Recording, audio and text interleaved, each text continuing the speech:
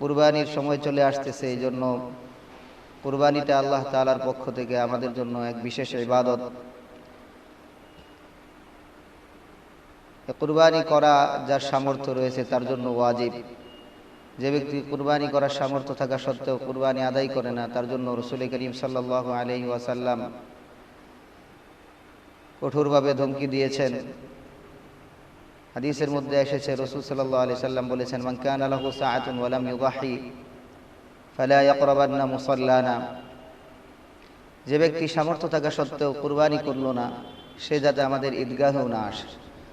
তো রাসূল করিম সাল্লাল্লাহু আলাইহি ওয়াসাল্লামের এই কথার মাধ্যমে আমরা বুঝতে পারি যে কুরবানি যার উপর ওয়াজিব, সে যদি কুরবানি পালন না করে তাহলে সে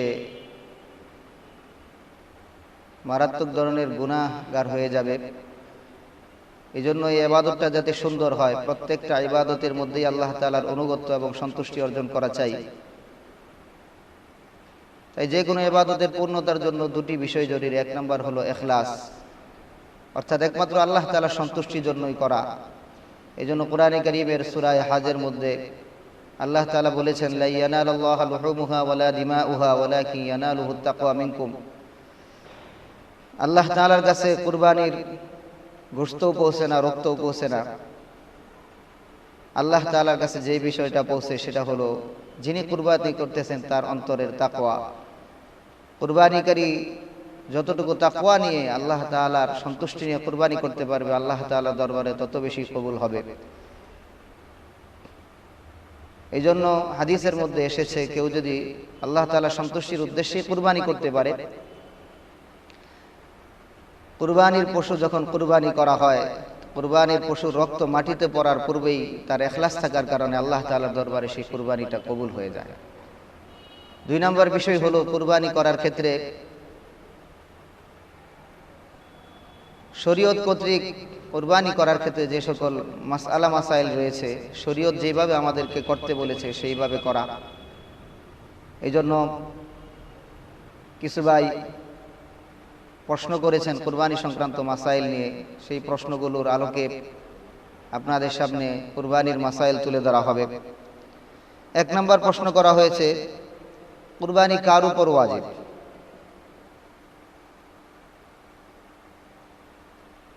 আসলে এখানে যে বিষয়টা যে কুরবানি কার উপর ওয়াজিব, প্রত্যেক প্রাপ্তবয়স্ক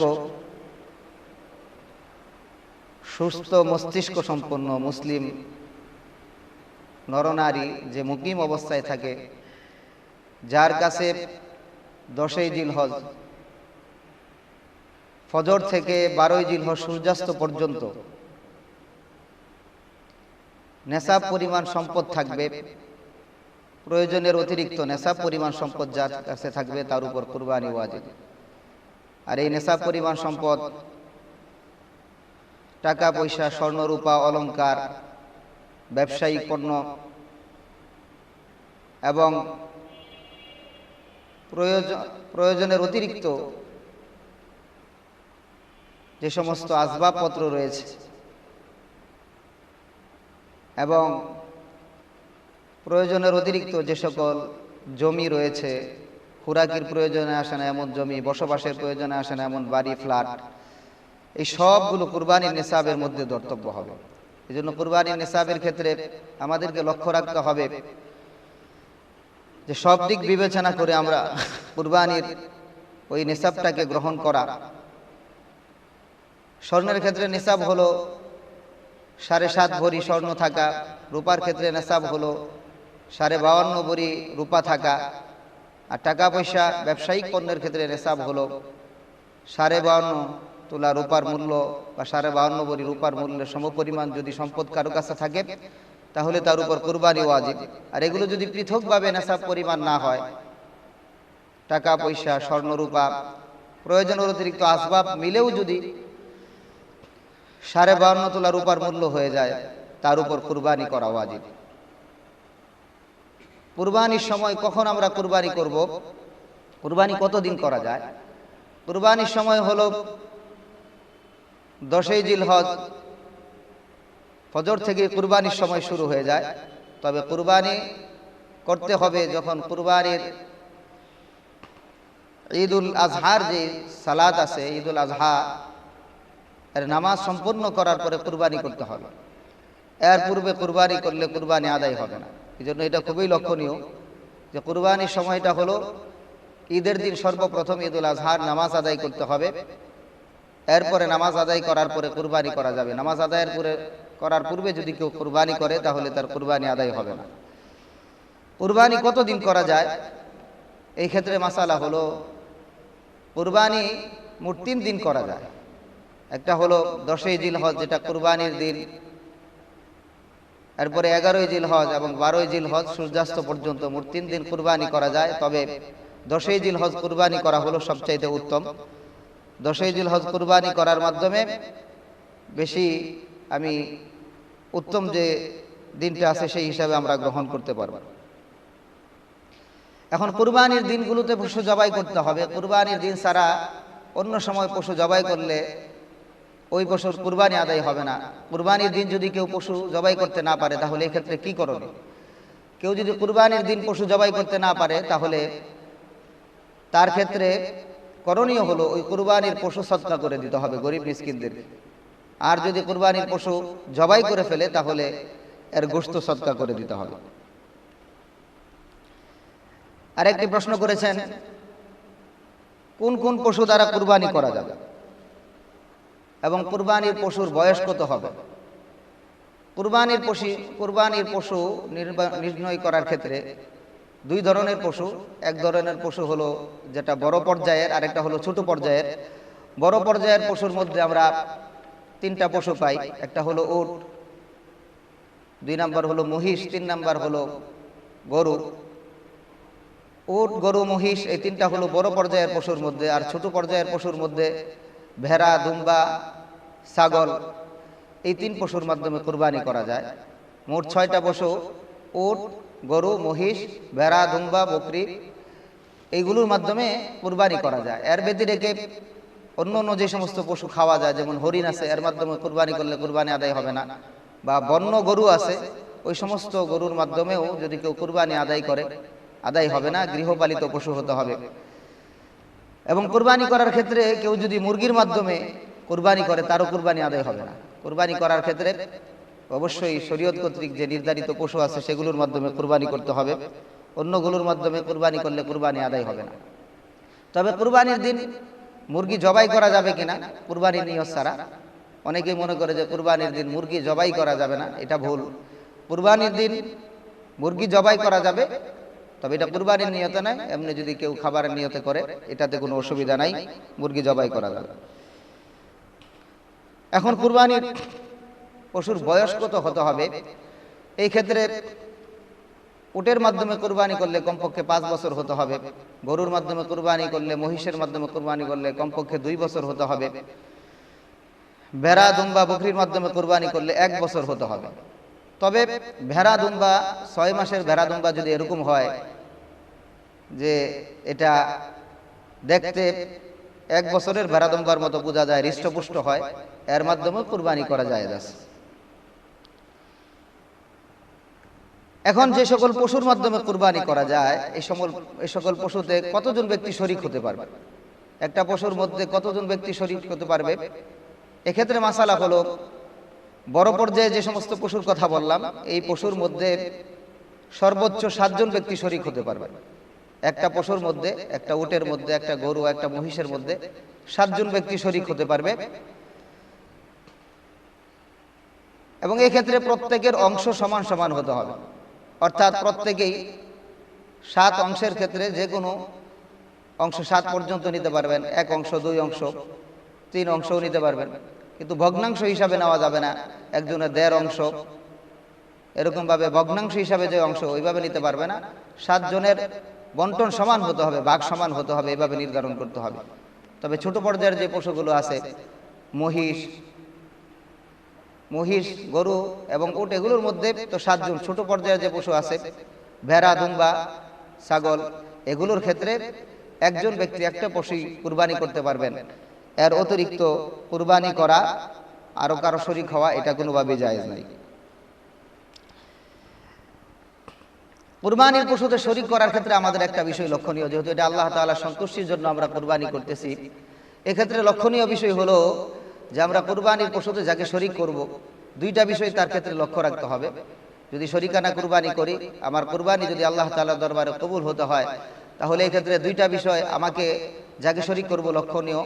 এক নাম্বার হলো যাকে আমি শরীক করতেছি তার নিয়ত সহি কিনা এটা আমাকে জেনে নিতে হবে, তিনি আল্লাহ তাআলার সন্তুষ্টির উদ্দেশ্যে কুরবানি করতেছেন কিনা এই বিষয়টা আমাকে জেনে নিতে হবে। যদি তিনি আল্লাহ তাআলার সন্তুষ্টির উদ্দেশ্যে নিয়ত করেন তাহলে আপনার কুরবানি সহি হবে। আর যদি তার আল্লাহ তাআলা সন্তুষ্টির উদ্দেশ্য না থাকে, গোশত খাওয়ার নিয়তে উনি কুরবানিতে শরীক হন, তাহলে সকলের কুরবানি নষ্ট হয়ে যাবে। দুই নাম্বার, যিনি শরীক হচ্ছেন তার সম্পদ হালাল হওয়া। কারো যদি অর্ধেক বা তার বেশি সম্পদ হারাম থাকে আর ওই ব্যক্তি যদি কারোর সাথে কুরবানিতে শরীক হয়, তাহলে সকলের কুরবানি নষ্ট হয়ে যাবে। এজন্য শরীক করার ক্ষেত্রে এই বিষয়টা খুবই আমাদের লক্ষ্য রাখতে হবে, যাকে শরীক করতেছি উনি, যাকে আমরা শরীক করলাম, তার সম্পদ যাতে সম্পূর্ণরূপে হালাল হয়, হারাম সম্পদ না হয়, যাতে করে আল্লাহ তাআলা দরবারে আমাদের কুরবানিটা কবুল হয়। আর কুরবানির পশুতে শরীক করার ক্ষেত্রে যে বিষয়টা লক্ষণীয়, কুরবানির পশু ক্রয় করার পূর্বেই শরীক করা, এটাই হলো উত্তম। আপনি যতজন শরীক করতে চান, কুরবানির পশুতে সর্বোচ্চ 7 জন শরীক হওয়া যায়, এর চাইতে কম 2 জন 3 জন 4 জন 5 জন পর্যন্ত শরীক হওয়া যায়। তাই শরীক করার ক্ষেত্রে কুরবানির পশু ক্রয় করার পূর্বেই শরীক করাটা উত্তম। আর কুরবানির পশু ক্রয় করার পরে যদি কেউ শরীক করতে চায়, তাহলে এই ক্ষেত্রে মাসালা হলো, যিনি কুরবানি করতেছেন তার উপর যদি কুরবানি ওয়াজিব হয়ে থাকে, তাহলে সে কুরবানিতে শরীক করতে চাইলে করতে পারেন, কিন্তু তার জন্য এটা উচিত নয়। যদি শরীক করেন তাহলে যতটুকু অংশে শরীক করেছেন ওই পরিমাণ মূল্য সদকা করে দেওয়া উত্তম, কিন্তু করলে করতে পারেন। আর যদি মূল্য সদকা না করেন তাতেও অসুবিধা নাই, উত্তম হলো সদকা করে দেওয়া। কিন্তু যার উপর কুরবানি ওয়াজিব নয়, সে যদি কোনো পশু ক্রয় করে থাকে, তাহলে যেহেতু তার উপর কুরবানি ওয়াজিব নয়, ওই পশু ক্রয় করার মাধ্যমে তার উপর ওই পশুটাই কুরবানি করা ওয়াজিব হয়ে যায়। এই জন্য সে অন্য কাউকে এই পশুতে শরীক করতে পারবে না, ওই পশুটা তাকে একাই কুরবানি করতে হবে। যদি অন্য কাউকে শরীক করে, যেই পরিমাণ শরীক করেছে ওই পরিমাণ মূল্যও তার জন্য সদকা করা ওয়াজিব। এই জন্য এই বিষয়টা লক্ষণীয় যে যাদের উপর কুরবানি ওয়াজিব নয়, তারা যদি কুরবানির পশু ক্রয় করে ফেলে, তাহলে এই ক্ষেত্রে ওইটা দিয়ে কুরবানি করতে হবে। আর একজন মাসালা জিজ্ঞাসা করেছেন যে কুরবানির পশু কেমন হতে হবে, কুরবানির পশুটা যদি ত্রুটিযুক্ত হয় তাহলে এই পশুর মাধ্যমে কুরবানি করা যাবে না। কুরবানির পশুটা কেমন হতে হবে? সাধারণত আমরা যে সকল পশুর মাধ্যমে কুরবানি করি, ওই পশুর মধ্যে আমরা নির্বাচন করব কোন পশুটা সবচাইতে হৃষ্টপুষ্ট। যেই পশুটা হৃষ্টপুষ্ট, দেখতে সুন্দর, ওরকম পশু কুরবানি করাটাই উত্তম। আর যদি ত্রুটিযুক্ত পশু হয়, তাহলে কোন ধরনের ত্রুটি থাকলে কুরবানি হবে না আর কোন ধরনের ত্রুটি থাকলে কুরবানি হবে, এই বিষয়টা আমাদের জন্য জানা জরুরি। কিছু ত্রুটি এমন আছে যেগুলো থাকলে শরীয়ত ছাড় দিয়েছে, এটা থাকার পরেও কুরবানি করা যাবে। আর কিছু ত্রুটি এরকম আছে যে শরীয়ত এটাকে আর ছাড় দেয় নাই, ওটা যদি কোনো পশুর মধ্যে পাওয়া যায় তাহলে ওই পশুর মাধ্যমে আর কুরবানি করা যাবে না। এক্ষেত্রে যেই পশুটা আমরা কুরবানি করতেছি আমাদেরকে লক্ষ্য রাখতে হবে ওই পশুটা ল্যাংড়া হওয়া যাবে না। অর্থাৎ যেই পশুটা তার 3 পায়ের উপর ভর দিয়ে হাঁটে, আরেকটা পায়ের উপর ভরই দেয় না, এই পশুটা ল্যাংড়া পশু, এমন পশুর মাধ্যমে কুরবানি করা জায়েজ নাই। এই জন্য পশু নির্বাচন করার ক্ষেত্রে আমরা দেখতে হবে যে পশুর পা গুলো ঠিক আছে কিনা। যদি কোনো পা এরকম হয়, অচল হয়, যেটাকে মাটির মধ্যে ভরই দিতে পারে না, এমন পশুর মাধ্যমে কুরবানি করা যাবে।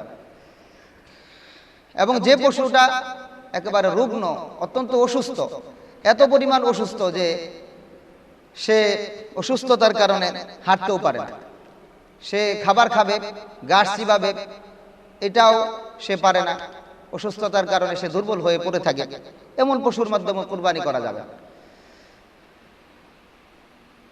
এবং যে পশু চোখে দেখে না, বা তার এক চোখ নষ্ট হয়ে গেছে বা 2টা চোখই নষ্ট হয়ে গেছে, 2 চোখ নষ্ট হোক বা 1 চোখ নষ্ট হয়ে গেছে, এমন পশুর মাধ্যমে কুরবানি করা যাবে না, যেহেতু এটা তার মধ্যে বড় একটা ত্রুটি। বা এমন যদি হয় যে তার চোখের অধিকাংশ জ্যোতি চলে গিয়েছে, তার সামনে ঘাস রাখলেও সে দেখতে পায় না, এমন পশুর মাধ্যমে, এমন পশুর দ্বারাও কুরবানি করা যাবে না। যে পশুর দাঁত নেই বা এত পরিমাণ দাঁত পড়ে গিয়েছে যে সে ঘাস পর্যন্ত চিবাতে পারে না, এমন পশুর মাধ্যমে কুরবানি করা যাবে না। তবে যদি এত পরিমাণ দাঁত থাকে যে ঘাস চিবাতে পারে, সেই পশুর মাধ্যমে কুরবানি করা যায় আছে।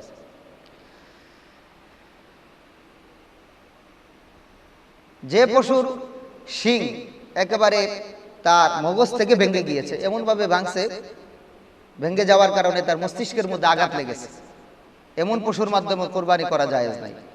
তবে যদি মস্তিষ্ক থেকে না ভাঙে, উপর থেকে ভেঙে যায়, মাছ থেকে ভেঙে যায়, বা শিংটা ছোট হয়, বা একেবারে শিং নাই উঠে, এমন পশুর মাধ্যমে কুরবানি করা জায়েজ আছে, এতে কোনো অসুবিধা নাই। যে পশুর কান কাটা পশুর মাধ্যমে কুরবানি করা যাবে কিনা, এক্ষেত্রে লক্ষণীয় হলো যে পশুর কান কেটে গিয়েছে, এই পশুর কানটা যদি অর্ধেক কাটা থাকে বা তার চাইতে বেশি কাটা থাকে, ওই পশুর মাধ্যমে কুরবানি করা জায়েজ নাই। আর যদি অর্ধেকের বেশির কান থাকে, তাহলে ওই পশুর মাধ্যমে কুরবানি করা জায়েজ আছে। এমনিভাবে যে পশুর লেজ অর্ধেক বা তার বেশি কেটে গিয়েছে, ওই পশুর মাধ্যমে কুরবানি করা জায়েজ নাই।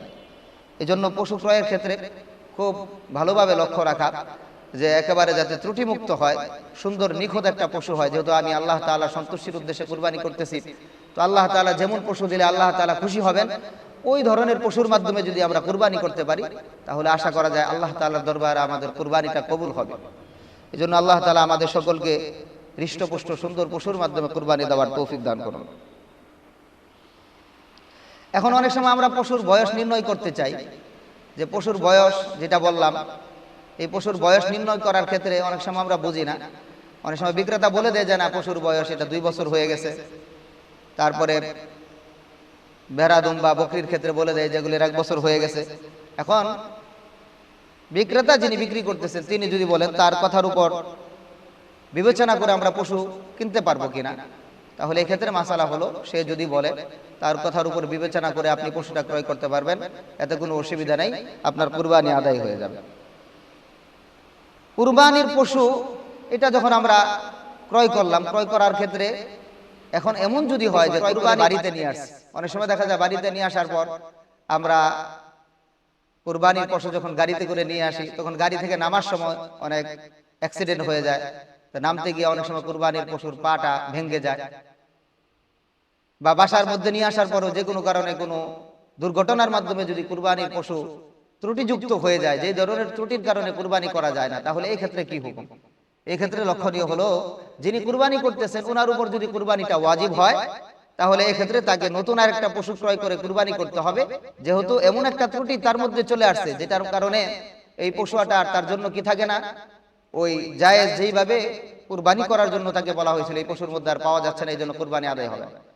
আর যদি পশুটা এমন ব্যক্তি ক্রয় করে থাকেন যার উপর কুরবানি ওয়াজিব নয়, তাহলে উনি এই পশু দিয়ে কুরবানি করলে আদায় হয়ে যাবে, নতুন করে তাকে পশু ক্রয় করতে হবে না।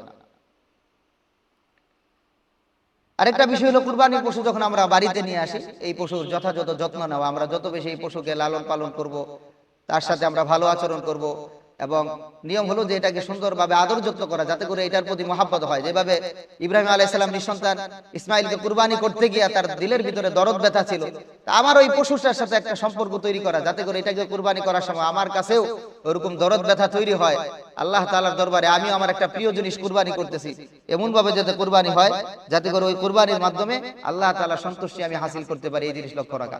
কুরবানির পশুর মাধ্যমে কোনো ধরনের উপকৃত হওয়া যাবে না। কুরবানির পশুর ক্ষেত্রে যেভাবে গরু আপনি দিতে পারবেন, তেমনি ভাবে গাভীও কুরবানি করা যাবে। গাভী যদি কেউ কিনে, এই ক্ষেত্রে গাভীর উলানে যদি দুধ থাকে, এই দুধ দহন করে ওই দুধ আপনি পান করতে পারবেন না, এটার দ্বারা উপকার অর্জন করা যাবে না। কুরবানির কোনো জিনিসের মাধ্যমে পশুর পশম, বা বিভিন্ন দেশে যেখানে কুরবানির পশমের মাধ্যমে, এই বিভিন্ন প্রাণীর পশমের মাধ্যমে যা তৈরি করা হয়, ওই সমস্ত ক্ষেত্রে তাদের পশম কাটার ক্ষেত্রে যদি কুরবানির পশুর দ্বারা উপকৃত হয়, এটা জায়েজ হবে না। কেউ যদি এরকম করে যে উলানে দুধ ছিল, দুধ দহন করছে, তাহলে এই দুধটাকে সদকা করে দিবে। আর যদি নিজে খেয়ে ফেলে, তাহলে ওই পরিমাণ মূল্য তাকে সদকা করে দিতে হবে। এখন কুরবানি যারা শরীকানা করে, তাদের ক্ষেত্রে বলেছিলাম যে শরীক নির্বাচন করার ক্ষেত্রে যার সম্পদ হালাল তাকে শরীক করা। এখন আপনি শরীক করেছেন, যদি কেউ এরকম হয় যে কুরবানির পশুর মধ্যে শরীক করার পর যাকে শরীক করেছেন তিনি মৃত্যুবরণ করেছেন, মারা গিয়েছেন, তাহলে কি করণীয়? এই ক্ষেত্রে করণীয় হলো যে মৃত ব্যক্তির পক্ষ থেকে যারা ওয়ারিস, তারা যদি এই কুরবানি করার অনুমতি দেয়, তাহলে ওই কুরবানি করা যাবে। আর তোরা যদি অনুমতি না দেয় তাহলে কুরবানি করা যাবে না। তার যতটুকু অংশ আছে ওই পরিমাণ মূল্য তাকে ফিরিয়ে দিতে হবে, তার ওয়ারিসদেরকে ফিরিয়ে দিতে হবে। আর আপনি এই ক্ষেত্রে গিয়ে আরেকজন ব্যক্তিকে শরীক করতে পারবেন, আরেকজন ব্যক্তিকে শরীক করে তাকে আপনি কুরবানির মধ্যে অংশ নিয়ে তার মাধ্যমে কুরবানি সম্পন্ন করতে পারবেন। এর ক্ষেত্রে আরেকটা বিষয় হলো, যারা মৃত্যুবরণ করেছেন তাদের পক্ষ থেকে কুরবানি করা যাবে কিনা। যারা মৃত্যুবরণ করেছেন তাদের পক্ষ থেকে কুরবানি করার ক্ষেত্রে এখানে দুটা বিষয় লক্ষণীয়। এক নাম্বার হলো, যিনি মৃত্যুবরণ করেছেন উনি নিজে যদি ওসিয়ত করে যান যে আমি ওসিয়ত করে গেলাম তোমরা আমার পক্ষ থেকে কুরবানি করবে, তাহলে ওই মৃত ব্যক্তির যে সম্পদ আছে ওই সম্পদের 1/3 থেকে তার জন্য কুরবানি করা ওয়াজিব। এই কুরবানি যেটা করা হবে, এই কুরবানি করার ক্ষেত্রে যেহেতু মৃত ব্যক্তি ওসিয়ত করে গেছেন, তার ওসিয়তের কুরবানি, এই কুরবানির গোশত আত্মীয় স্বজন কেউ খেতে পারবে না, এটাকে সদকা করে দিতে হবে। আর যদি তিনি ওসিয়ত না করে যান, যদি নিজেরাই তার পক্ষ থেকে কুরবানি করে, ওয়ারিসরা যদি তার পক্ষ থেকে কুরবানি করে, তাহলে এটা সাধারণ কুরবানির মতোই। এই কুরবানির গোশত সদকা করা লাগবে না, নিজেরাও খেতে পারবে, গরিব মিসকিনকে দিতে পারবে, যেভাবে ভাগ করা হয় ওইভাবে ভাগ করে বন্টন করতে পারবে। কুরবানির গোশত বন্টন করার ক্ষেত্রে শরীয়ত কোনো বাধ্যবাধকতা করে দেয়নি যে একেবারে এইভাবে ভাগ করতে হবে। তবে 3 ভাগে ভাগ করা সেটা হলো উত্তম। 1 ভাগ নিজের জন্য, আরেক ভাগ আত্মীয় স্বজনের জন্য, আরেক ভাগ গরিব মিসকিনদের জন্য। এটা হাদিসের মধ্যেও বলা হয়েছে যে তোমরা নিজে খাও, অন্যকে খাওয়াও। এই জন্য আমরা এটা যদি করতে পারি এটা আমাদের জন্য উত্তম হবে। আরেকটা প্রশ্ন করেছেন যে কুরবানির গোশত অনেক সময় আমরা বিধর্মীদেরকেও দিতে চাই যারা মুসলমান না, তা কুরবানির গোশত বিধর্মীকে দেওয়া যায় কিনা। এক্ষেত্রে মাসালা হলো যে হ্যাঁ, কুরবানির গোশত যদি কোনো বিধর্মীকে দিতে চান দিতে পারবেন, এতে কোনো অসুবিধা নাই, তারাও এই কুরবানির গোশত খেতে পারবে, এতে আপনার কুরবানি কোনো নষ্ট হবে না। অনেক সময় দেখা যায় যে কুরবানি করার ক্ষেত্রে একজনের উপর ওয়াজিব, এখন তার কুরবানি অন্য আরেকজন আদায় করে দিতে চাচ্ছে, তাহলে এই ক্ষেত্রে যদি আদায় করে দেয়, অন্য আরেকজন কুরবানি আদায় করে দিল, আদায় হবে কিনা। এক্ষেত্রে মাসালা হলো, যার কুরবানি আমি আদায় করতে চাচ্ছি তাকে অবগত করে দেওয়া, তার কাছ থেকে অনুমতি নেওয়া যে আমি আপনার কুরবানি আদায় করে দিতে চাচ্ছি। তিনি যদি অনুমতি দিয়ে দেন তাহলে এই ক্ষেত্রে কুরবানি আদায় সহি হবে। আর যদি তার অনুমতি ছাড়া কুরবানি আদায় করেন তাহলে তার পক্ষ থেকে কুরবানি হবে না। তবে অনেক সময় দেখা যায় স্বামী তার স্ত্রীটা আদায় করে দেয়, স্ত্রী স্বামীরটা আদায় করে দেয়। এটা যদি তাদের মধ্যে হয় যে অনেক সময় দেখা যায় স্বামী স্ত্রী স্বামীরটা আদায় করে, এইভাবে তাদের মধ্যে অনেক সময় সমঝোতার মাধ্যমে আদায় হয়ে যায়। এক্ষেত্রে অনুমতি না নিলেও চলবে, যেহেতু তারা একসাথেই থাকে, তাদের কুরবানি আদায় হয়ে যাবে। কুরবানির পশু আমি ক্রয় করলাম, কুরবানির পশু ক্রয় করার পরে যদি পশুটা হারিয়ে যায় বা কেউ চুরি করে নিয়ে যায়, তাহলে এই ক্ষেত্রে করণীয় কি। এক্ষেত্রে মাসালা হলো, যার উপর কুরবানি ওয়াজিব তার পশু যদি হারিয়ে যায়, তাহলে ভিন্ন আরেকটা পশু ক্রয় করে তাকে আবার নতুন ভাবে ওই পশুর মাধ্যমে কুরবানি করতে হবে, যেহেতু তার আগের পশুটা হারিয়ে গেছে। এক্ষেত্রে যদি পূর্বের পশুটা পাওয়া যায় তাহলে ওই পশুর মাধ্যমে কুরবানি করলে ওটাও উত্তম, আর যদি না করে তাতে কোনো অসুবিধা নেই। কিন্তু যার উপর কুরবানি ওয়াজিব নয়, তার পশুটা যদি হারিয়ে যায় তাহলে তাকে আর ভিন্ন পশু ক্রয় করে ওটার দ্বারা কুরবানি করতে হবে না। তবে তারটা যদি পাওয়া যায় ওটার মাধ্যমে সে কুরবানি আদায় করে নেবে। আরেকটা মাসালা জিজ্ঞাসা করেছেন যে কুরবানিতে আকিকার উদ্দেশ্যে শরীক হওয়া যাবে কিনা। কুরবানির সাথে যদি আমরা আকিকাতেও শরীক হতে চাই, এই ক্ষেত্রে কুরবানির সাথে আকিকা আদায় হবে কিনা। হ্যাঁ, কুরবানির মধ্যে যদি আমরা আকিকার উদ্দেশ্যেও শরীক হোক, যদি এখান থেকে 1 ভাগ অথবা 2 ভাগ আমরা আকিকার জন্য গ্রহণ করি, তাহলে কুরবানিও আদায় হবে, আকিকাও আদায় হবে। যেহেতু কুরবানি একটা ইবাদত, আকিকাও একটা ইবাদত, এজন্য যেহেতু দুইটাই ইবাদত, এজন্য একটাকে আরেকটার সাথে শরীক করে কুরবানি করা যায়। এজন্য আমরা কুরবানির সাথে আকিকার উদ্দেশ্য যদি শরীক হতে চাই, শরীক হতে পারবো। কুরবানি যখন করা হয়, কুরবানির ক্ষেত্রে যিনি কুরবানি করেন তার জন্য উত্তম হলো যে সর্বপ্রথম যাতে কুরবানির নিজের যেটা কুরবানি করেছেন ওই কুরবানির পশুর গোশতের মাধ্যমে যাতে দিনের প্রথম খাবারটা শুরু হয় কুরবানির দিন, এটা হলো উত্তম। যদি সম্ভব হয় যে সকালবেলায় সাথে সাথে নামাজের পরে কুরবানি করে ওখান থেকে কুরবানি করার পরে কিছু গোশত নিয়ে নিজে প্রথম ওই খাবারটা খেলাম, আল্লাহ তাআলা শুকর আদায় করলাম, এটা হলো সবচেয়ে উত্তম। আরেকটা বিষয় হলো কুরবানি, এটা যেহেতু আল্লাহ তাআলার পক্ষ থেকে আমাদের জন্য বিশেষ একটা ইবাদত, সুতরাং এটা যাতে আল্লাহ তাআলার দরবারে কবুল হয়, যে যে পদ্ধতি অবলম্বন করা যায় সেই সমস্ত পদ্ধতি অবলম্বন করা, বিশেষ করে আমার একেবারে ইখলাসের নিয়ত থাকা যে আমি আল্লাহ তাআলার উদ্দেশ্যেই করতেছি। দুনিয়ার মানুষকে দেখানোর জন্য যদি কেউ কুরবানি করে তাহলে তার কুরবানি নষ্ট হয়ে যায়। আমরা অনেক সময় প্রতিযোগিতায় নামি যে তার চাইতে আমার পশুটা বড় হতে হবে, তার চাইতে আমার পশুটা যাতে সুন্দর হয়, মানুষ আমার পশু দেখে যাতে বলে যে তার চাইতে আমার পশুটা বড়। এইভাবে করলে তো আল্লাহ তাআলা সন্তুষ্টি আমরা অর্জন করতে পারলাম না। যেন কুরবানি করার ক্ষেত্রে আল্লাহ তাআলা সন্তুষ্টি যাতে অর্জন হয়, এটা কিভাবে হবে? যে একমাত্র দিলের ভিতরে এই কথাই থাকতে হবে যে আমি কুরবানি করতেছি আল্লাহ তাআলা সন্তুষ্টির উদ্দেশ্যে, দুনিয়ার কাউকে দেখানোর জন্য নয়। কে কেমন পশু ক্রয় করলো ওইটা না, আমি পশু ক্রয় করতেছি একমাত্র আল্লাহ তাআলা সন্তুষ্টির উদ্দেশ্যে। আমার যতটুকু সামর্থ্য আছে ওর মধ্যে আমি হৃষ্টপুষ্ট একটা ভালো পশু যাতে ক্রয় করতে পারি, এটারই চিন্তা ভাবনা করা। ওইটা যদি করতে পারি সেটাই আমার জন্য উত্তম। আর আল্লাহ তাআলার কাছে দোয়া করা, আল্লাহ আপনি আমার এই কুরবানিকে কবুল করে নিন। আপনি যেইভাবে ইব্রাহিম আলাইহিস সালামের পক্ষ থেকে কবুল করেছেন এবং আমাদের নবী মুহাম্মদ রাসূলুল্লাহ সাল্লাল্লাহু আলাইহি সাল্লামের পক্ষ থেকে কুরবানি করেছেন, সেইভাবে আমার এই কুরবানিটাকে কবুল করে নেন। এইভাবে আল্লাহ তাআলার দরবারে দোয়া করা, তাহলেই আল্লাহ তাআলার দরবারে কুরবানিটা কবুল হবে। এই জন্য কারো যদি সামর্থ্য থাকে, আমরা নিজেরা যখন কুরবানি করব, হযরত আলী রাদিয়াল্লাহু তাআলা আনহুকে রাসূল ওসিয়ত করেছিলেন যে রাসূলের পক্ষ থেকে কুরবানি করার জন্য। এইজন্য হযরত আলী রাদিয়াল্লাহু তাআলা আনহু দুইটা পশু কুরবানি করতেন, দুইটা ভেড়া কুরবানি করতেন। তাকে জিজ্ঞাসা করা হয়েছিল আপনি দুইটা কেন করেন? তখন তিনি বলেছিলেন যে রাসূল সাল্লাল্লাহু আলাইহি সাল্লাম আমাকে ওসিয়ত করেছেন তার পক্ষ থেকে কুরবানি করার জন্য, এইজন্য একটা আমি আমার পক্ষ থেকে করি আর একটা রাসূলের পক্ষ থেকে করি। এইজন্য আমাদের যাদের সামর্থ্য আছে আমাদেরও উচিত যে আল্লাহ তাআলা রাসূলের পক্ষ থেকে একটা কুরবানি করা, তাহলে আমাদের কুরবানিটাও আল্লাহ তাআলার দরবারে তাড়াতাড়ি কবুল হয়ে যাবে আশা করা যায়। যেহেতু আল্লাহ তাআলা রাসূলের পক্ষ থেকে কুরবানির মধ্যে আমরা শরীক করেছি বা আল্লাহ তাআলা রাসূলের পক্ষ থেকে কুরবানি করলাম, এটা কবুল হওয়ার সবচেয়ে বেশি আশা করা যায়।